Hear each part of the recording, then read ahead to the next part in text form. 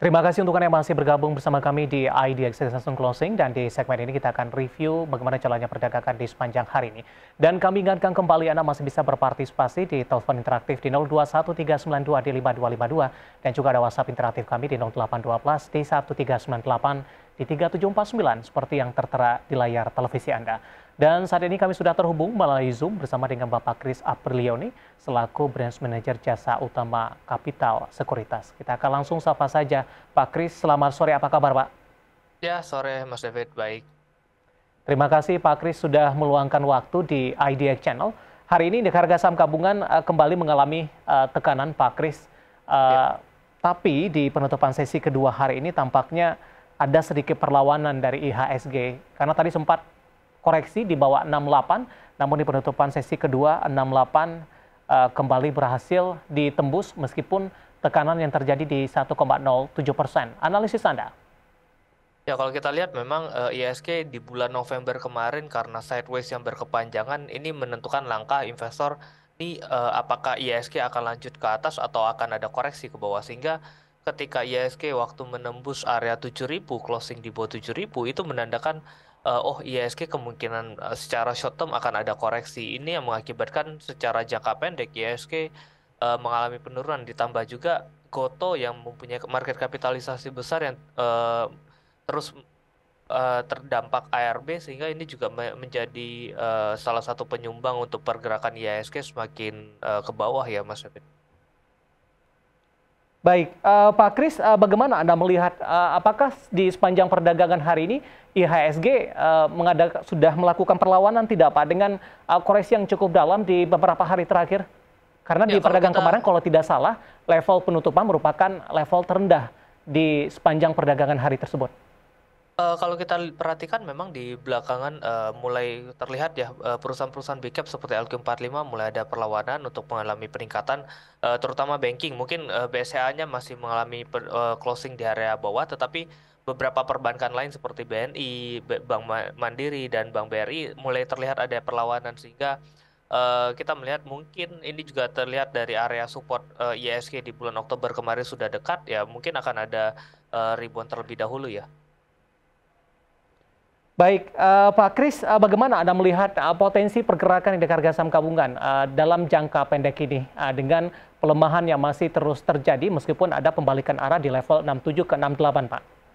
Ya, kemungkinan kalau kita lihat ya, karena Gotonya chance untuk ARB-nya masih besar, area penjualannya masih cukup tinggi, mungkin ISG masih dapat terkoreksi. Tapi kalau kita keluarkan Goto dari indeks, kemungkinan akan ada rebound terlebih dahulu tanpa melihat Gotonya ya. Mungkin akan ada rebound terlebih dahulu karena indeks juga sekarang berada pada area support 6815. Baik, kalau kita lihat dari beberapa saham yang menjadi pemberat bagi indeks harga saham gabungan ini, tadi juga Anda sebutkan ada Goto dari teknologi, Telkom hari ini sudah berbalik arah, kemudian juga ada beberapa perbankan big cap ini. Saya ke Telkom terlebih dahulu, Pak Kris, ini juga cukup menarik. Kemarin juga mengalami koreksi yang cukup dalam untuk Telkom. Dan kebetulan tadi juga masuk ke dalam listed company update kita untuk hari ini. Dengan pembalikan arah yang terjadi di sepanjang perdagangan hari ini, meskipun masih cukup jauh ini dari level 4.000, bagaimana analisis Anda penguatan yang terjadi untuk Telkom di hari ini? Ya, Telkom menurut saya koreksinya kemarin itu merupakan area panik ya, orang-orang melepas Telkom cukup signifikan waktu itu. Tetapi dapat diperhatikan, at least kita melihat dari dividen yield. Secara dividen yield, Telkom saat ini kalau kita membeli di harga saat ini, itu estimasi dengan dividen yang sama, itu sekitar 4%. Dan menurut saya itu cukup besar ya dibandingkan dengan instrumen yang lain. Dikarenakan harganya sudah terkoreksi juga cukup dalam, sehingga harga sekarang juga berada pada area yang sama seperti di November 2021, menurut saya merupakan langkah yang cukup menarik ya untuk mulai mengakumulasi Telkom saat ini. Baik, banyak juga berbagai pendapat mengemuka ini Pak Kris keterkaitan antara Goto dan Telkom begitu. Bagaimana Anda melihat sampai sejauh ini pengaruhnya seperti apa? Apakah memang nanti dengan adanya kerjasama yang dilakukan ini akan mempengaruhi dari yield dividen nantinya atau tidak benar sama sekali? Kalau diperhatikan memang kalau secara profitabilitas nanti di bagian net income-nya tentu akan ada koreksi ya, karena ada kerugian dari investasi. Tetapi yang perlu diperhatikan, yang perlu dicatat adalah kerugian dari investasi Goto ini kan hanya secara floating, tidak kerugian yang terus-menerus akan dikeluarkan uangnya seperti itu, karena ini sudah melakukan investment.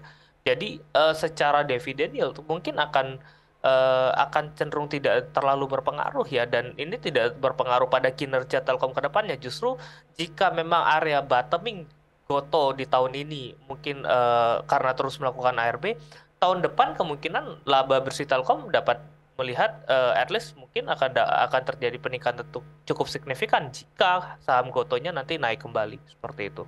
Baik, dari sisi Telkom ini Pak Kris, bagaimana Anda melihat pelemahan yang terjadi dalam beberapa waktu terakhir dari informasi emiten yang kami sampaikan tadi, tampaknya di sepanjang Desember di beberapa tahun terakhir ini Telkom terus mencatatkan penguatan begitu.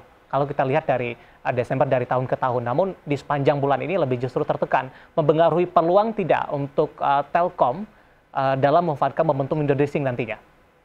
Sebenarnya kalau kita perhatikan, kalau kita tarik ya dari closing kemarin di November sampai saat ini, Telkom sudah terkoreksi sekitar 7%.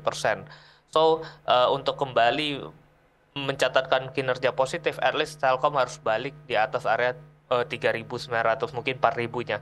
Dan menurut saya area 10% yang dalam waktu 1 bulan dengan hype yang menurut saya harga Telkom saat ini cukup murah, tidak terlalu sulit ya untuk bisa dicapai. Jadi masih ada chance untuk Telkom dapat kembali mencatatkan kinerja yang positif di Desember dengan catatan tidak lebih rendah daripada 3.600 ya closingnya.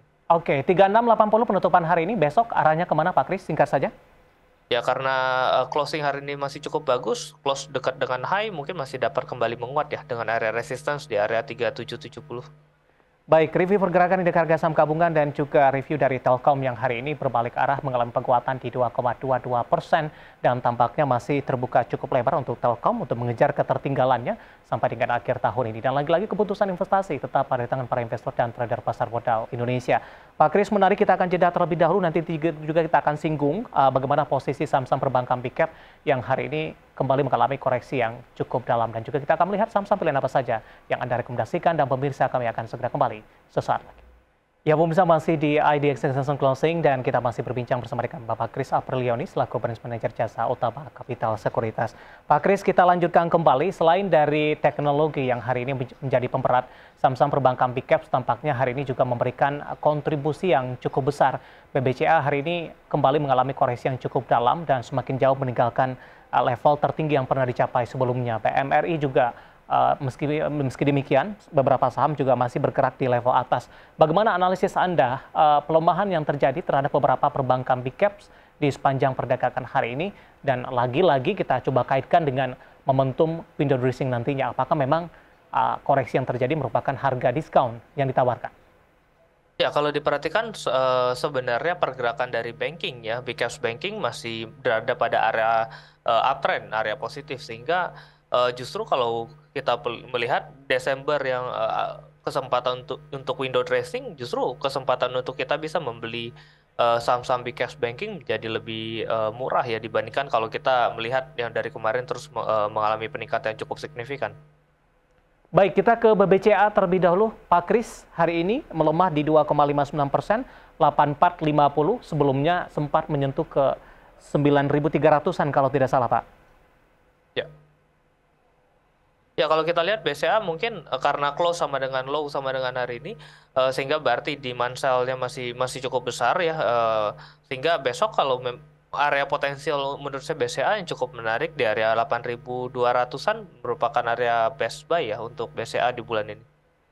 Baik, dan tampaknya ini sekaligus menjawab pertanyaan dari Bapak Sugi di Bekasi. Pak Kris menanyakan BBCA entry levelnya dan target sampai dengan akhir tahun. Tadi entry level di 82 ya Pak, penutupan hari ini 8450. Artinya masih ada potensi tekanan untuk BBCA di jangka pendek ini, atau memang di level penutupan hari ini juga tidak masalah untuk cicil beli BBCA? Menurut saya karena harganya dengan close hari ini sama, mungkin besok bisa menunggu mungkin 8.400 area ya, at least ada koreksi sedikit mulai untuk menyicil mungkin sudah cukup menarik ya. Oke. Target sampai dengan akhir tahun dengan sebelumnya sempat di atas 9 ribuan Pak Kris? Ya mungkin di area 8.900 sampai 9.000 ya di akhir tahun. Itu pun sudah mungkin dapat upside di sekitar 7-8% cukup menarik. Baik, review dan rekomendasi untuk BBCA sekaligus menjawab pertanyaan Bapak Sugih yang ada di Bekasi. Kita beralih ke BMRI. Analisis Anda hari ini juga mengalami koreksi yang cukup dalam, namun tampaknya level 10 ribuan masih mampu dipertahankan, 10.300. Ya, BMRI masih cukup menarik ya, apalagi kemarin sudah break new high kembali dan hari ini koreksi memang cukup besar 4%, tetapi karena kemarin sudah break dan meningkat cukup signifikan juga tidak masalah. Menurut saya area yang paling menarik Bank Mandiri di area 10.200 ya udah mulai bisa cicil beli. Dengan target sampai dengan akhir tahun, Pak? Akhir tahun mungkin berada area sampai 11.000 sampai 11.500 ya, range gitu. Oke, masih terbuka cukup lebar ini. Penutupan hari ini di 10.375, pelemahan cukup dalam, pemirsa di 4,82%, level entry yang direkomendasikan di 10.200. BBRI, secara teknikal support dan resistennya Pak Kris? BRI juga sama, menurut saya ini juga cukup menarik karena koreksi juga cukup dalam, mungkin area entry di area 4.600-an ya, di bawah 4.700 sudah cukup menarik dengan area target di akhir tahun 4950. Baik, terakhir untuk BBNI Pak? BBNI juga cukup menarik, ini juga yang menurut saya paling telat ya dibandingkan dengan banking yang lain sehingga koreksinya tidak terlalu dalam, jadi risknya lebih terukur. Area untuk entry di area 9.000, current price cukup menarik karena hari ini ada rejection kembali naik. Current price cukup menarik dengan target di akhir tahun mungkin di area 10.500 ya.